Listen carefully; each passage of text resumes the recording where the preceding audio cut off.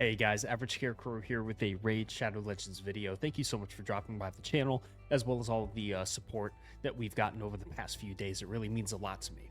I finished up the Mad Hatter Fusion. I'm excited to be doing a champion showcase on him. Before we get started, though, let me know. Have you gotten this guy yet? Are you still working on leveling up the epic champions to fuse him? If you have gotten him, what do you think so far? I think he's a really versatile PvE champion that also has some viability in the live arena as well with his passive. I think his passive makes him kind of a sneaky good CC champion for live arena. I'm not going to showcase him in live arena today. I don't even know if it's open right now that I'm recording this video, but his passive does come in a little bit handy. I'm not gonna lie, it's pretty good. So let me know where you're using this guy in the comments below. Yeah, so we'll go over the skills, the relic, the build, and the masteries real quick, and then we'll start showing them off.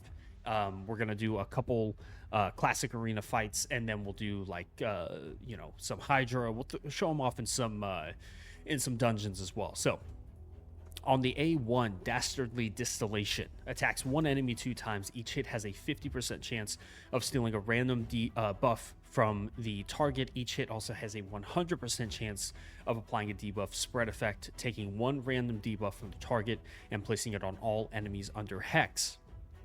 On the A2, Mixture Most Foul. On a 3-turn cooldown when booked, he's got an AoE, has a 100% chance of placing a Hex debuff and a Weaken debuff on all enemies for 2 turns. And then the ally with the highest crit damage will team up and join the attack. The ally joining the attack will use their default skill, and he's getting the damage dealt by the ally joining the attack will increase by 10% per each debuff on the target. On the A3, we've got a Whiff of Madness. This is on a 3-turn cooldown when booked. Increases the duration of all buffs on all allies by 1 turn, and decreases the duration of all debuffs on all allies by 1 turn.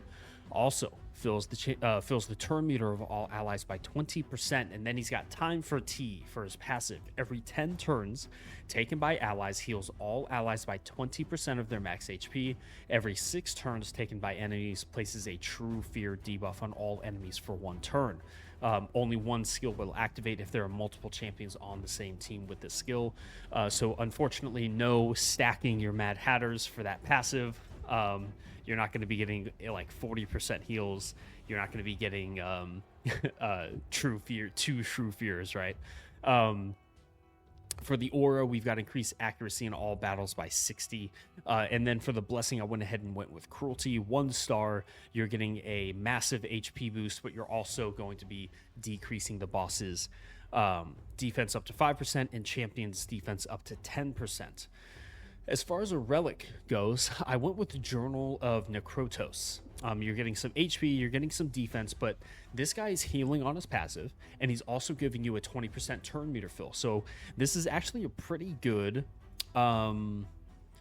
relic for this guy, because you're going to get an extra 15% heal. So and keep in mind, it's not additive, it's multiplicative. So you're going to be doing your 20% heal times 21%, and then you add it, right? So it's going to be more like a 24% heal. So instead of a 20% heal and 20% turn meter boost, you're going to be getting like a 24% turn meter boost, right? But it's still good. I mean, 4% extra turn meter is still really good. So I like Journal of Necrotos on this guy. I haven't collected a lot of epic relics yet. I'm still working on collecting all of those through Chimera, so we'll just see. Maybe I'll come back later in a couple months, and we'll talk about, if there's a different relic that's good on a lot of these champions that I'm doing showcases on. For his build, pinpoint perception, I think a lot of speed, a lot of accuracy on this guy, so you can get back around to that ally attack faster.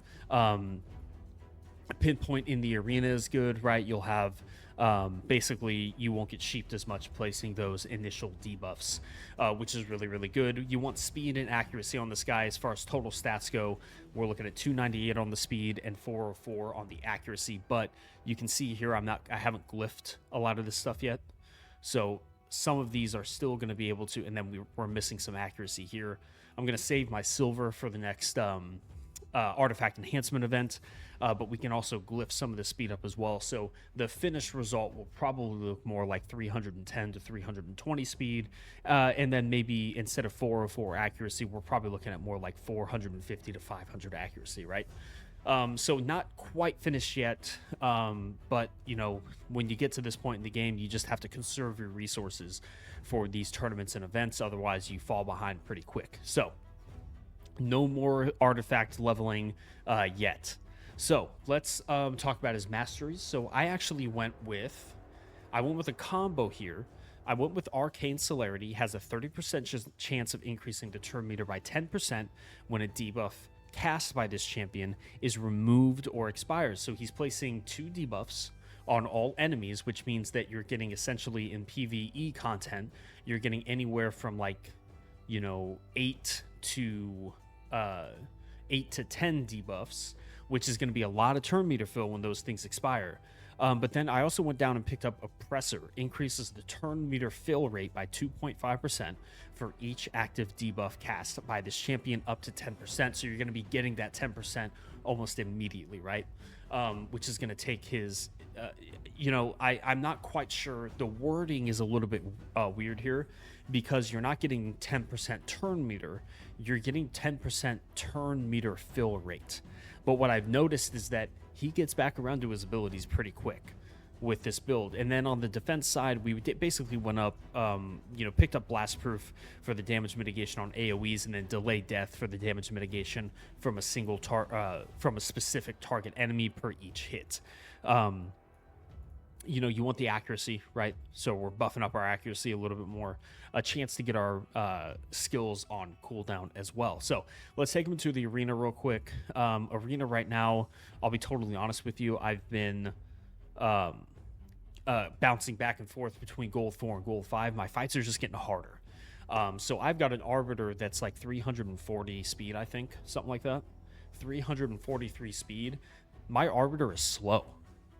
Even with a Odin that's giving us an extra 40 speed, right? Not even 40 speed, an extra, 43 speed? So this Arbiter, considering that aura is more like a 300, almost 390 speed Arbiter, and we're still losing the speed battles a lot. It's crazy how much speed you can get in this game now, but we'll show them off. We'll try to at least. So Stone Skin can't get through it with Onryo's A1. So let's go in and take care of the damage dealer. Hex Weaken goes out. Boom. He's dead. Right on the ally attack. We can try to strip. We strip that one. So now we can go in and we can A1, and ignore the Stone Skin and not kill the Elva because she's got Reflex. And Reflex is now the bane of my existence. So we'll extend the duration of our buffs. Not really many buffs to go, but it's fine. And now we just have to wait for the Elva so we can throw it on auto, right? Ripped through the rest of that Stone Skin, though. All right. So if you get this guy early enough and you're just progressing, you can actually speed run some of this stuff. Let's go against a kind of a squishier team here. And we've got... Yeah, so this will be a good example. So if we throw in Eric's, right? Eric's has an AoE on the A1. You can essentially go in, as long as we don't lose the speed battle, and we can go in and just AoE with the Eric's, right? And then before Eric's even gets a turn, so we can then, we can do that. Turn meter boost. And then is he going to get a turn? No, so we're good. So, and then you saw there, he's positive affinity against Armands. So the Armands wasn't able to drop our turn meter and stun us. And we were able to use that decreased duration of all ally debuffs to, get rid of the stuns, right? So there's some viability here in Classic Arena that's actually really impressive. I like it. Didn't kill. I wasn't paying attention. Can we steal the strengthen? We can. We can steal the strengthen. Let's get rid of. We have to get rid of you because you'll take control of the fight, and then we can finish everybody off. So, let's do one more. Let's go up against. Let's see if we can beat this team because we're positive affinity with Eric's here. And see, we almost lost that speed battle. That's what I mean, man. I thought I had a fast arbiter. I do not. And then we go in, we ally attack, and everybody's dead. So no chance for them to interrupt us either. Yeah, he's really strong with like an AoE. Someone with a strong AoE on the A1 is really good. You could also do. You could build him in like a slower go second team, and let the fears start taking over the fight every 6 turns the enemy takes. So if they're just outpacing you, he'll help you gain control of the fight against a faster team because you'll start placing those true fears, right? And they'll start losing turns. So that is a strategy as well. I should probably start with champions like him. I didn't think of it until just now, but I should probably start doing multiple builds. Maybe like showcasing them in like a go first and a go second team. So I apologize. I didn't even think of that. But maybe we'll start doing that in the future with certain champions. We'll do 2 arena builds and we'll showcase both of them. Let's show them in Faction Wars 21. We compare them with Eric's again, which is really great. As far as if you're gonna do like a full auto team, I actually recommend turning off a whiff of madness on the first 2 rounds, because it's just a turn you're not going to get back. It just speed things up a little bit more. So we go in and immediately lead in with the A2. Eric's is able to chunk away at everybody's health, which is really nice, and then we steal the unkillable, which helps us speed the fight along, which is really, really nice. So we're going to go in, boom, ally attack, boom, and boom. Eric's is going to get more turn meter fill, right? Because she gets turn meter fill on crit hits, which is also really great with the ally attack. He's going to help us drop the defense of the boss. Also really good. And now it's just about more ally attacks. See what I mean? To me, maybe I'm just not paying enough attention, but when I'm watching this guy, he just seems to get back around to his abilities so fast. She is going to swap HP with us. Oh, no, she's not. She didn't get around to it. When I was playtesting it earlier, she got around to... she was able to get off that HP steal. So Mad Hatter here, see, like, he actually out-healed Doom Priest, right? 200,000 heals compared to Doom Priest's 150,000. So he's a competent healer in PvE content. Very, very impressive. I'm really impressed with this guy. You can throw him in pretty much any dungeon, right? Throw him in a dungeon, let him go to work. We do the same thing. Let's get Eric's in here. And let's compare him with like an Elva. We can get this is Dragon, so Theodor's really good against Dragon. Let's just see what his heals compare like with Elva's on this run.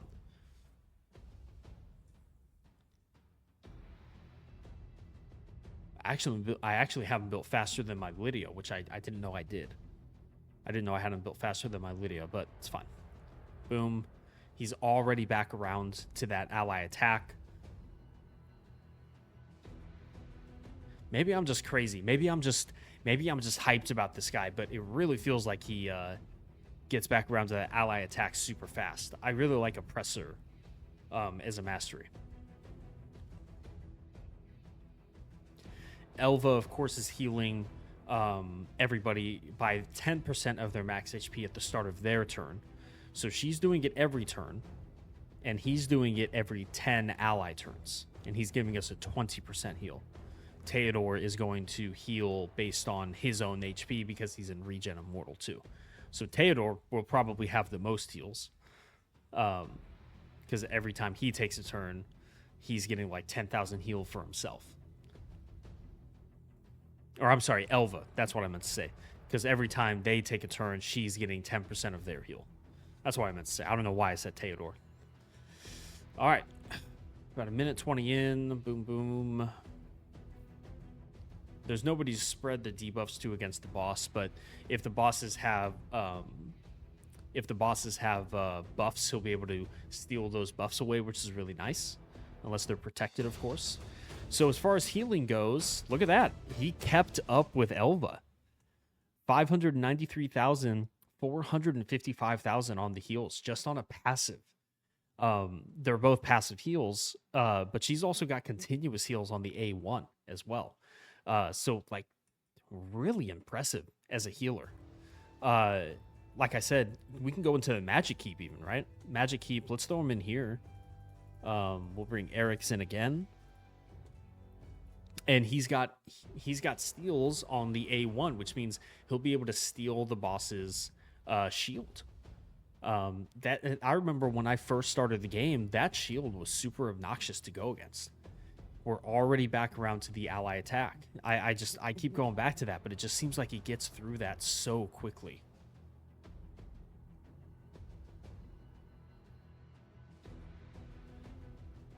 Let's see it. Can we steal the buffs? Look at that. We stole it. Look at that shield he just got, stealing it from the boss. Look at that. This guy is insanely impressive. Steal more buffs, why don't you? Very impressive. I'm a huge fan of this guy. PvE content all over the place. He's really, really good. Let's wrap it up in... Are there any Doom Tower secret rooms that are like... That's Epic Void. That's Ogren only. This is Rare Spirit only. This is Force Attack only. HP champions only. He's a support champion. Epic champions only. So no secret rooms we can show him in yet. I don't think I have any Cursed City rooms I can throw him in yet. If we go maybe against Dark Fae. HP support, no. So, the restrictive content's a little harder to show these guys off in because you just might not be able to get them in there. But let's go into Hydra. I've already got a really good Hydra Brutal team, but I think this guy's going to be really good in Hydra Hard. We're going to go in. He's going to be ally attacking with Fennex here. So we'll set it up. We'll do a couple turns. He is weak affinity against the Head of Mischief, right? So we're going to go in. We're going to try to place the Hex and the Weaken, which we don't. We weak hit, so we'll just free regroup until we get that Hex and Weaken on him, because that's the strategy I like to use. I like to dispatch. We weak hit again. 30% chance to weak hit, by the way.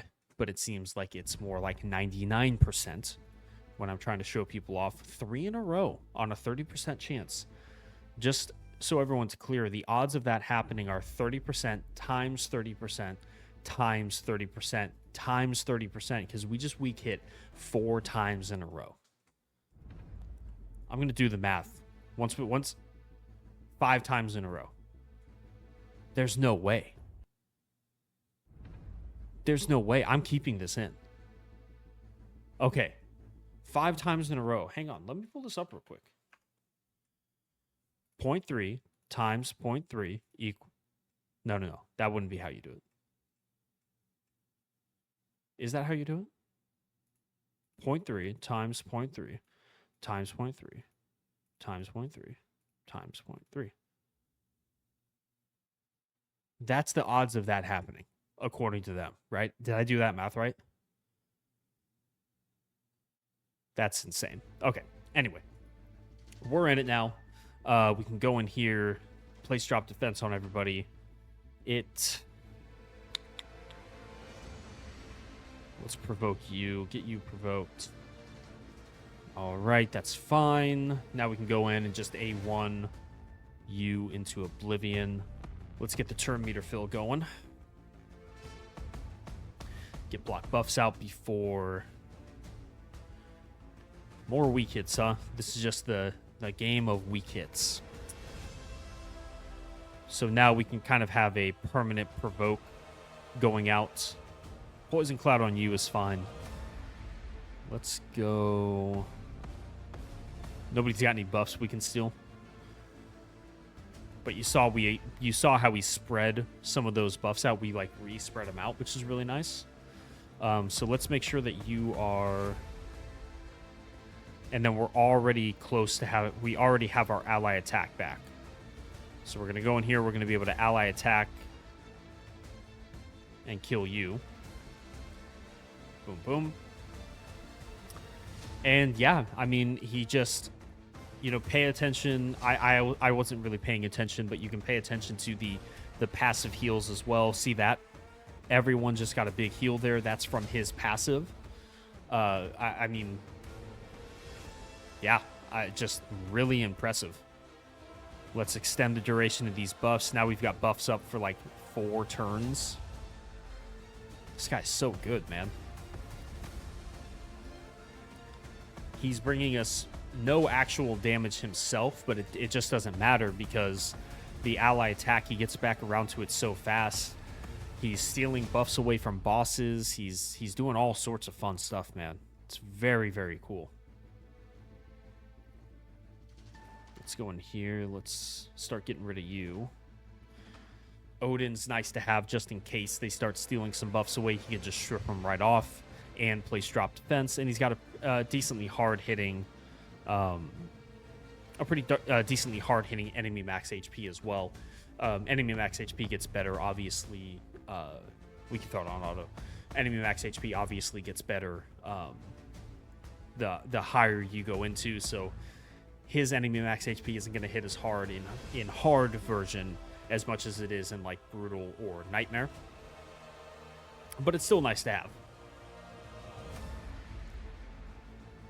Man, I can't stand. I truly cannot stand the rework they did to Hydra. It just feels so boring. Oh, we got 3% in there. We got 3% in there. That's not good. So now that's going to throw the whole run off. I think my Wixwell has over 600 resist, which is a couple hundred more than you need for the hard version of dungeons, but he still got his buff stolen there. I'm not a fan of that mechanic. I don't like that. I don't like that you can still be punished for building your champions correctly. I think they really need to consider getting rid of that. All right, so we are well into motion. I'm going to go ahead and let this one play out. Let's see, we're at 23 minutes already. Kind of a long video, so I'll just go ahead and cut to the end of the video, and we'll go over, like, I'm really excited to see what his heals are. I think the heals might be the most underrated part of his kit. The ally attack is really nice, but this guy's dishing out a ton of heals as well. So I'm going to cut to the end of the fight. I'll let it go on auto, and I'll see you back here in a little bit, all right? Later, guys. Alrighty, guys, we are at the end of this battle. Finishing up right now, killed by the reflect damage, and a respectable 80.27 million damage dealt. Fenax with 19 million. He was actually... Fenax is kind of unimpressive in Hydra now with the most recent changes. He doesn't get that surplus damage anymore on decapitated heads. Not being able to really, push the damage, like really kind of push the damage against decapitated heads to the extreme, has really made him suffer. Athorian, the damage leader, with 33.5 million damage. Mad Hatter with 10 million, obviously coming out of that Hex. Odin with 10 million as well. Wixwell with 6.5 million. A lot of that coming from enemy max 8 or War Master and Brimstone. But look at the Mad Hatter's heals. 3 million heals off of his passive ability. He kept up with Elva Autumnborn, who is probably my favorite healer on my account. Elva has the passive that every time an ally takes a turn, they heal by 10% of their max HP. And Mad Hatter is only dishing out 500,000, about 600,000 less heals than her. That is insanely impressive. You're getting so much out of the Mad Hatter's kit. I'm going to go ahead and keep these results because it's the last night moving into the Hydra reset. But I really think that I could push this team easily to over 100 million damage. Take out a couple of the weak links, right? Odin and Fenax, probably not the greatest champions to be using in Hydra nowadays. But, I mean, man, look at those heals. Insanely impressive. I was really excited about the ally attack. And the healing has... It surprised me. Like, it shockingly surprised me. This guy is incredibly impressive. I'm really excited for everyone to start using this guy. I think he's great for, not even just progression. I think he's going to be good into the end game as well. I think this guy's going to have a place on most people's accounts, which is really, really awesome. So that's going to do it for me, guys. Let me know if I missed anything. Let me know if you're using this guy yet, and let me know where you like him. The reviews have been splendid for this guy. 4.8 in Hydra. I think he's a 5-star in Hydra. Even a 4.4 in Chimera, which actually, now that I'm looking at it, this passive on the 6th turn... So, yeah, but the boss will... All right, we're not done yet. Sorry. Let's take him into Chimera. I want to see... we'll just take him into hard. It doesn't really matter, to be honest.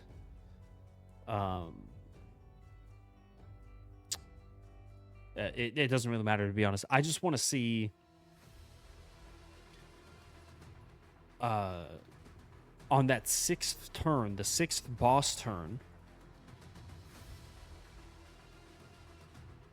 So we'll just throw it on auto. What I'm looking for is on the 6th boss turn, are you going to get the true fear? It will reflect it back, right? That's the way I understand it. I still haven't played the Chimera's kit. The Ram form is susceptible to True Fear, but I think it reflects the first debuff back onto the person who placed it. So, yeah, so maybe it's not that great because he'll get the fear reflected back onto him or it'll be cleansed, right? Let's just see what happens. I'm talking too much. Let's just see what happens.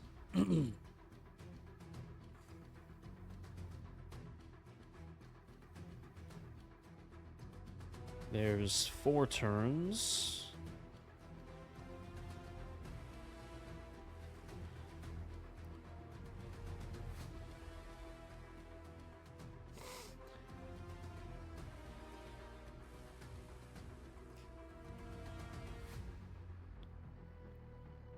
Five turns. So when we get a little closer, we'll slow it down.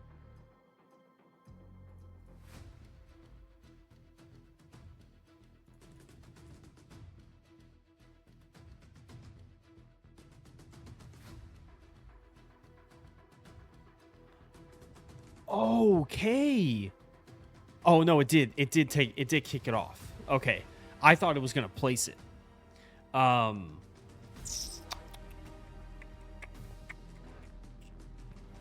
Interesting. Okay, so man, that sucks. I gotta be honest, because that would having like a, I guess to be fair, you could put him on your team, pair him with like a Lydia, and then he'll go first, or not he'll go first. The boss will go, the fear will get repelled, but then you can immediately follow it up with an A1 from Lydia to place the fear as well. So that is a strategy. But man, the fact that he places it on the 6th turn, it lines up perfectly, and then the boss is like, nah, just get rid of it. That's a little disappointing, but there's definitely some viability there as far as like you can use it to kind of just bait the first cleanse off of the ram head and then immediately go into placing your debuffs. So that is a good thing as well. So, all right, now I really am going to end the video because this is running a little bit long. Thank you guys so much for dropping by the video. Make sure to like and subscribe and comment what you would like to see moving forward. I'm thinking about putting together an Alice in Wonderland's team. If you watched the Prism event, you'll know that I pulled the Cheshire Cat. So now I have the Mad Hatter, the Cheshire Cat, and Alice as well. And I am considering, depending on how fast, I'm anticipating a Prism event for the Queen as well, kind of like how they did with Odin. But depending on how quickly that rolls up on us, I do need to recuperate a little bit from my spending over the past couple days. But if I can save enough when we get to that point, I'm considering going for the Red Queen as well. So I might be able to put together like an Alice in Wonderland's team, right? So I'm going to get out of here. Thank you guys so much for dropping by the video. Good luck with your Mad Hatter fusion and with your relic hunting as well, with the Chimera and also with the Alice in Wonderland artifact sets. I will see you guys on the next video. Bye, guys.